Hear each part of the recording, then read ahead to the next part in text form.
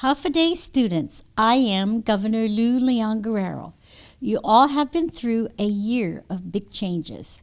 We've had to adapt and make big changes to keep our families and our island safe. But with change comes opportunity and a chance to try new things like PBS University.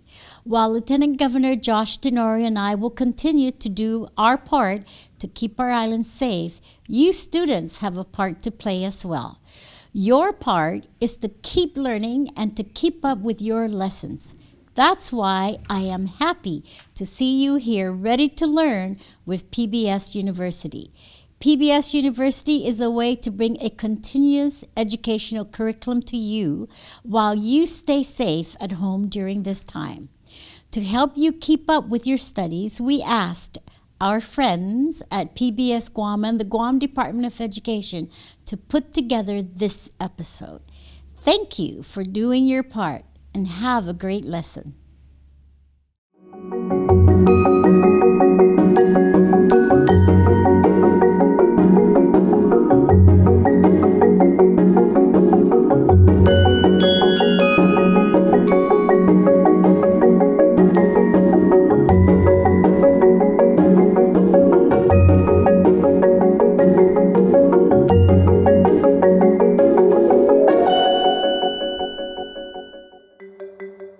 Let's hear from a student researcher to learn more about how water quality affects our seagrasses.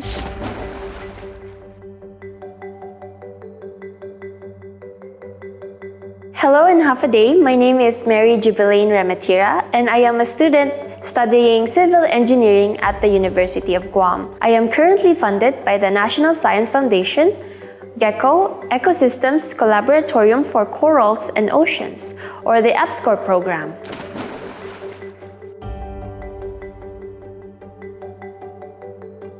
My research from UOG found that the sedimentation due to erosion has affected the cover of seagrass in Guam.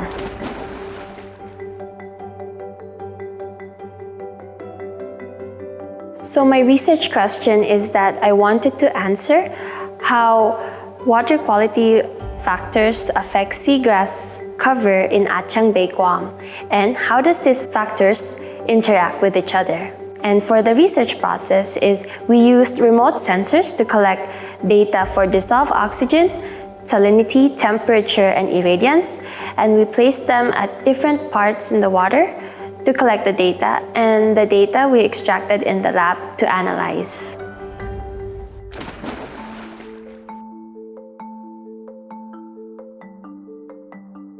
So the different aspects that we were able to capture were the non-organic or the abiotic factors of water quality, such as dissolved oxygen, salinity, temperature, and irradiance.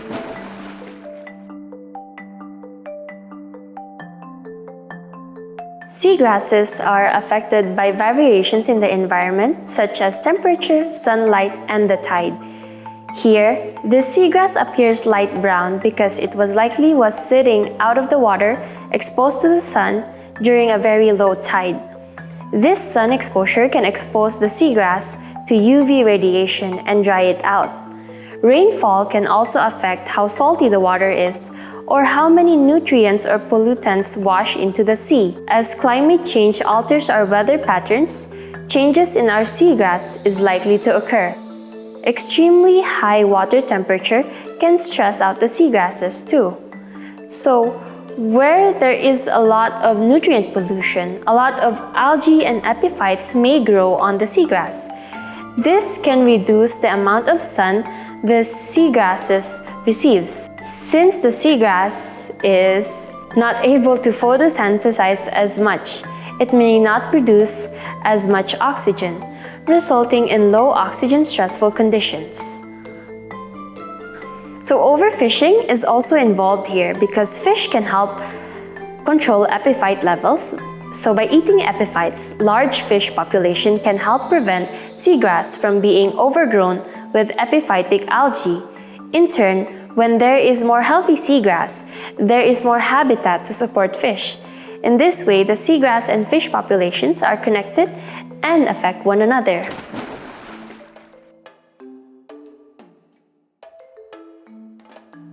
So in my research, we had 3 study locations. And the last site, which was a site exposed to higher sedimentation, it had poorer water quality. That means less dissolved oxygen levels.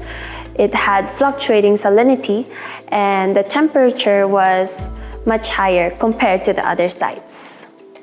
I found that sedimentation significantly affects cover and the status of water quality in seagrass bed, especially during heavy rainfall events.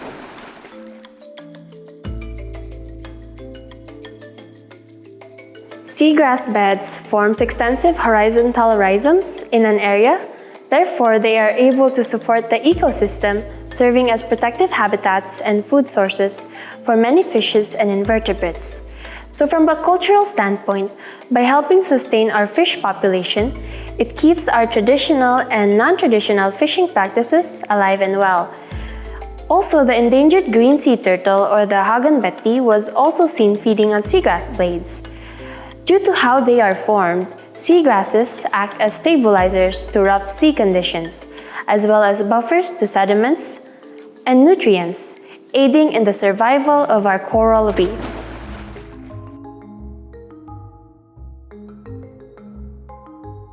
So up until before I conducted the research, I never knew that these large seagrass meadows existed on Guam. Then I learned that even though they hold this great significance for contributing to our coastal ecosystems, seagrasses are severely understudied in Guam. So that inspired me as a student and a member of the community to learn more about these systems and share its importance to whoever I can.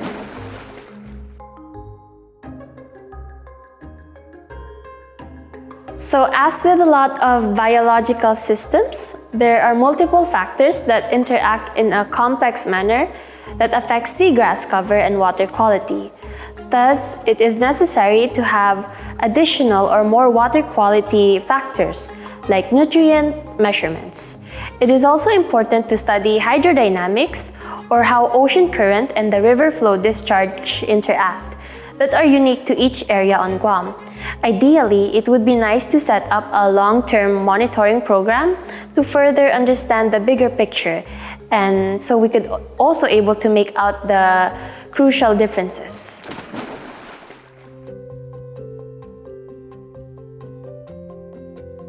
So I am hoping to work with something related to environmental engineering with a focus on water systems. But I am still exploring more options now and as I go through my undergraduate degree.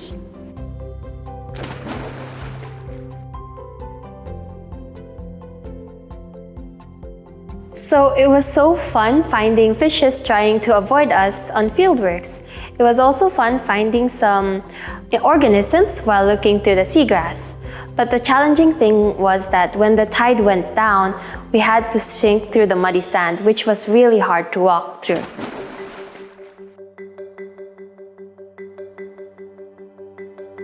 If you are interested to study about the environment and marine biology, don't hesitate to try studying seagrasses. Seagrasses is a complex system and it is conveniently located in shallow areas, so there are endless possibilities to make it a fun learning experience. Seagrass communities sustain biodiversity and are sensitive to water quality changes. That makes them a great indicator of the overall health of our coastal ecosystems. To help protect seagrasses, share your knowledge with others and encourage them to support our marine preserves. When snorkeling and exploring, avoid trampling seagrasses. At home, be a mindful consumer and reduce your plastic and chemical pollution. You can also find opportunities to participate in citizen science or student research and monitoring of seagrasses through local organizations. For more information, check in with the Department of Agriculture, Bureau of Statistics and Plans, or join the Guam Coral Reef Initiative Facebook page.